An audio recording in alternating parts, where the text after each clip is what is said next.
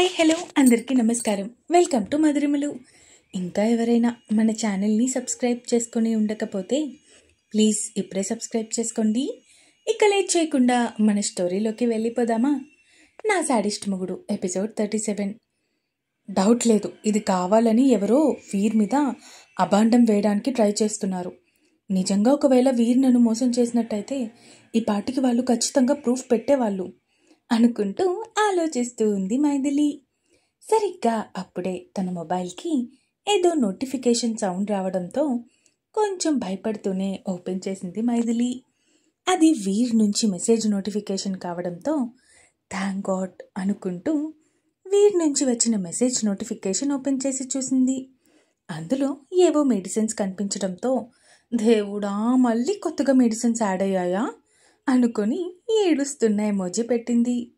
కానీ వీర్ నుంచి ఎలాంటి సమాధానం లేకపోవడంతో ఇక మళ్ళీ ఫోన్ పక్కన పెట్టేసి అక్కడి నుంచి తిరిగి సుగుణ గారి దగ్గరికి వెళ్ళిపోయింది. ఏమైందిరా, ఎవరు ఫోన్ అడిగారు సుగుణ గారు కూతురి వైపు చూస్తూ. ఏం లేదమ్మా, ఎవరో రాంగ్ ఇన్ఫర్మేషన్ ఇస్తున్నారు. ఏమని? వీర్ నన్ను నిజంగా ప్రేమించడం లేదంట, నన్ను మోసం చేస్తున్నాడంట, ప్రూఫ్స్ అడిగితే ఫోన్ పెట్టేశారు అంది మైథిలి. వాడు నిజంగా మారిపోయాడు. ఎందుకంటే వాడి ప్రవర్తన, వాడి బిహేవియర్ అన్నిట్లో తెలుస్తుంది వాడు పూర్తిగా మారిపోయాడు అని. ఎవరో నాకు తెలిసి వీర్ శత్రువులు నిన్ను మిస్లీడ్ చేసే పనిలో పడ్డారు అనుకుంటా. నువ్వు వాళ్ళని కరెక్ట్గా అడిగేసరికి కాల్ కట్ చేసేశారు అన్నారు సుగుణ గారు. మైథిలి దానికి సమాధానం చెప్పేలోపే మళ్ళీ రూమ్లో ఉన్న తన మొబైల్ మోగడంతో ఆగు నేను వెళ్ళి చూస్తా అంటూ ఈసారి సుగుణ గారు వెళ్ళి ఫోన్ తెచ్చి మైథిలి చేతిలో పెట్టారు. అమ్మా, చెప్పాను కదా ఇందాక కాల్ చేసి వీర్ గురించి బ్యాడ్గా చెప్పారు అని. మళ్ళీ అదే నెంబర్ నుంచి కాల్ వస్తుంది. అవునా, ఒకసారి ఫోన్ లిఫ్ట్ చేయి, ఏం చెప్తారో చూద్దాం అన్నారు సుగుణ గారు. ఫోన్ లిఫ్ట్ చేసి స్పీకర్ ఆన్లో పెట్టింది మైథిలి. మైథిలి, ఇందాక నువ్వు నన్ను ప్రూఫ్స్ అడిగావు కదా, ఆల్రెడీ అన్నీ నీ వాట్సాప్కి పంపించా, ఒక్కసారి చెక్ చేసుకో. కాకపోతే కొంచెం ముందుగానే డాక్టర్ని పిలిపించుకొని ఉండు. దేవుడు అనుకుంటున్నా నీ భర్త నిన్ను మోసం చేస్తున్నాడు అని నువ్వు తెలుసుకుంటే మేబీ గుండె ఆగిపోతుంది, అసలే ప్రెగ్నెంట్వి కదా అంది మైనా. ముందు కాల్ కట్ చేయండి. ఇంకొక మాట నా భర్త గురించి తప్పుగా మాట్లాడితే ఏం చేస్తానో నాకే తెలీదు అంటూ సీరియస్గా చెప్పి ఫోన్ కాల్ కట్ చేసి ఫోన్ పక్కన పడేసింది. ఈ వాయిస్ ఎక్కడో విన్నానురా, నాకెందుకో ఇది తెలిసిన వాయిస్లా అనిపిస్తుంది అన్నారు సుగుణ గారు ఆలోచిస్తూ. ఏమో అమ్మా, నాకేం తెలియట్లేదు. అయినా వాళ్ళు ప్రూఫ్స్ అని మాట్లాడుతున్నారు, ఏం ప్రూఫ్స్ పెట్టుంటారు అడిగింది మైథిలి ఆలోచిస్తూ. మైథిలి తల్లి, నువ్వు వీరిని నిజంగా అనుమానిస్తున్నావా? ఏమో, కానీ ఇప్పుడు అవి చెక్ చేయకపోతే లైఫ్ లాంగ్ ఒక డైలమాలో బతకాల్సి వస్తుందేమో అనిపిస్తుంది. అదేదో ఆ ప్రూఫ్స్ ఏదో చూసి అది తప్పు అని నిరూపణ అయిపోతే హ్యాపీగా బతకొచ్చు. సరే అయితే ఒకసారి చెక్ చేసి చూడు అంటూ ఫోన్ మైథిలి చేతిలో పెట్టారు సుగుణ గారు. మళ్ళీ ఫోన్ ఓపెన్ చేసి వాట్సాప్లోకి వెళ్ళేసరికి ఇందాక తనకి ఏ నెంబర్ నుంచి అయితే కాల్ వచ్చిందో అదే నెంబర్ నుంచి ఏదో వాయిస్ రికార్డింగ్ అండ్ ఒక వీడియో వచ్చినట్టు కనిపించడంతో కొంచెం భయపడుతూనే వాయిస్ రికార్డింగ్ ఆన్ చేసింది. అందులో వీర్ మైనాతో మాట్లాడిన మాటలన్నీ వినిపించాయి. అదేనండి, వీర్ అమెరికాలో ఉన్నప్పుడు మైనా తనని కలవడానికి ఒకసారి వస్తుంది కదా, అప్పుడు వీర్ తనతో మాట్లాడతాడు కదా, ఆ వాయిస్ రికార్డింగ్ మొత్తం అప్పుడు రికార్డ్ చేసుకొని ఇప్పుడు మైథిలికి ఫార్వర్డ్ చేసింది మైనా. ఒక్కసారి రిఫరెన్స్కి కావాలి అనుకుంటే ముందు ఎపిసోడ్స్ చదవండి. ఆ రికార్డింగ్ విన్న మైథిలి ఒక్కసారిగా షాక్ అయ్యి అలా బొమ్మలా ఉండిపోయింది. తన చేతిలోని ఫోన్ తనకి తెలియకుండానే తన చేతుల్లో నుంచి జారిపోయి కింద పడిపోయింది.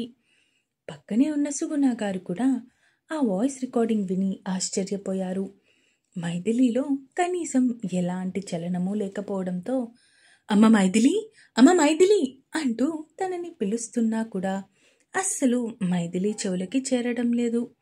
ఒక్కసారిగా తన జీవితం మొత్తం అఘాతంలోకి పడిపోయినట్టు అనిపిస్తుంది మైథిలికి.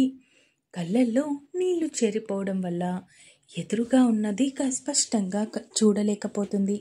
తల మొత్తం బరువుగా అనిపిస్తూ అలా కళ్ళు తిరిగి సోఫాలోనే సుగుణ గారి భుజం మీద పడిపోయింది. అమ్మ మైథిలి, మైథిలి లే అంటూ తనని గట్టిగా పిలుస్తూ ఉన్నారు సుగుణ గారు. అయినా ఎలాంటి లాభం లేకపోవడంతో వెంటనే పని వాళ్ళని పిలిచి కార్ రెడీ చేయమని చెప్పడంతో డ్రైవర్ వెళ్ళి కార్ స్టార్ట్ చేసి ఇంటి ముందు పెట్టాడు. వేరే పని వాళ్ళ సహాయంతో మైథిలిని హాస్పిటల్కి తీసుకుని వెళ్లారు సుగుణ గారు. ఏమైంది మిసెస్ రణ్వీర్ గారికి? కంగారుగా అడిగింది డాక్టర్. అది సడన్గా ఉన్నట్టుండి కళ్ళు తిరిగి పడిపోయింది డాక్టర్ అన్నారు సుగుణ గారు. ఓకే, నేను చెక్ చేస్తాను అంటూ లోపలికి వెళ్లారు ఆవిడ. బీపీ, పల్స్ రేట్ అన్నీ చెక్ చేసి ఒక ఇంజెక్షన్ చేసి బయటికి వచ్చారు. డాక్టర్ గారు, నా కూతురికి ఎలా ఉంది? కంగారుగా అడిగారు సుగుణ గారు. నథింగ్ టు వరీ, కాకపోతే సడన్గా చాలా స్ట్రెస్ తీసుకున్నారు. ఏమైంది అంతలా? తను ఆ స్ట్రెస్ తీసుకోవడం వల్లే ఇలా జరిగింది. ఇంకొకసారి ఇది రిపీట్ కాకుండా చూసుకోండి అంటూ చెప్పారు డాక్టర్. సరిగ్గా అప్పుడే అక్కడికి వచ్చాడు వీర్. ఆంటీ, మైథిలికి ఎలా ఉంది? సడన్గా ఏమైంది అడిగాడు రణ్వీర్. ఏం తెలియనట్టు అడుగుతున్నావా మిస్టర్ రణ్వీర్? వావ్, నువ్వు చిన్నప్పటి నుంచి చాలా డిఫరెంట్గా ఉంటే నువ్వు నీలాగా ఉంటున్నావు. నీకు నటించడం రాదు, మనసులో ఏది ఉంటే అదే బయటకు వస్తుంది అనుకున్నాను. కానీ నువ్వు చాలా పెద్ద నటుడివి అని ప్రూవ్ చేసుకున్నావు. అసలు నీకేం పాపం చేసింది మైథిలి? ఎందుకు తన జీవితంతో ఆడుకుంటున్నావు అడిగారు సుగుణ గారు కోపంగా. ఆంటీ, మీరేం మాట్లాడుతున్నారో నాకు అర్థం కావట్లేదు. నేను మైథిలి జీవితంతో ఆడుకోవడం ఏంటి? చాలా బాగా నటించేస్తున్నావు వీర్. ఇక నుంచి నీ నటన అంతా ఆపేశాయి. నీ భార్యకి, సారీ, నా కూతురికి నిజం తెలిసిపోయింది. ఇన్నాళ్ళు కపట ప్రేమ చూపిస్తూ తనని నమ్మించావు కదా, ఆ నమ్మకం అంతా కూలిపోయింది. నీ వల్లే తను ఈరోజు హాస్పిటల్ పాలైంది అన్నారు ఆవిడ. ఆంటీ, నిజంగా నాకేం అర్థం కావట్లేదు. హాస్పిటల్లో ఇష్యూ చేయొద్దు. తనకి పూర్తిగా రికవరీ అయ్యాక రేపు నేనే తనని తీసుకొని ఇంటికి వస్తాను. అప్పుడు మాట్లాడుకుందాం మనం.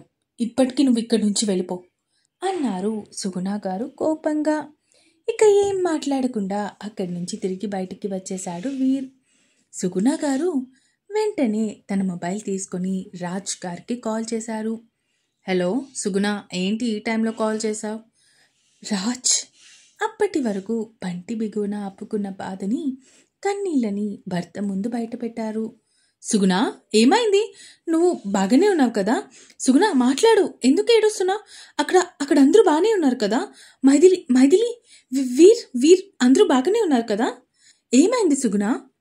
రాజ్, వీర్ మైథిలిని మోసం చేశాడు అంటూ జరిగింది మొత్తం చెప్పారు సుగుణ గారు. అంతా విన్న రాజ్ గారు కూడా షాక్ అయ్యి అలా ఉండిపోయారు. సరే, నేను దివిక్ చంద్రాలను తీసుకొని నెక్స్ట్ ఫ్లైట్కి ఇండియా వస్తున్నాను. నువ్వేం కంగారు పడుకో. తన దగ్గర జాగ్రత్తగా ఉండు, జాగ్రత్తగా చూసుకో అంటూ కాల్ కట్ చేసి వెంటనే కొడుకుని కోడల్ని నిద్రలేపారు. మావయ్య, ఈ టైంలో ఏమైంది అడిగింది చందన రాజ్ గారి వైపు చూస్తూ. మనం వెంటనే ఇండియా బయలుదేరాలి తల్లి అన్నారు రాజ్ గారు. డాడీ, కానీ ఇంత సడన్గా ఎందుకు? అక్కడ అందరూ బాగానే ఉన్నారు కదా? రాజ్ గారు ఇక తప్పక విషయం మొత్తం చెప్పారు. అంతా విన్న చందన షాక్ అయితే దివిత్ మాత్రం కోపంతో ఊగిపోతూ, వాడు మారిపోయాడు అనుకున్నాను డాడీ, కానీ ఇలా మైథిలి జీవితంతో ఆడుకుంటాడు అనుకోలేదు. ఇప్పుడే చెప్తాను వాడి పని అనుకుంటూ తన మొబైల్ తీసుకొని కోపంగా వీర్కి కాల్ చేశాడు. ఇంకా ఉంది. ఈ ఎపిసోడ్ ఎలా అనిపించిందో కామెంట్స్ రూపంలో తెలియజేస్తారు అని కోరుకుంటున్నాను. అలాగే సబ్స్క్రైబ్ చేసుకోవడం మాత్రం మర్చిపోకండి. ఇక ఉంటాను. Bye bye.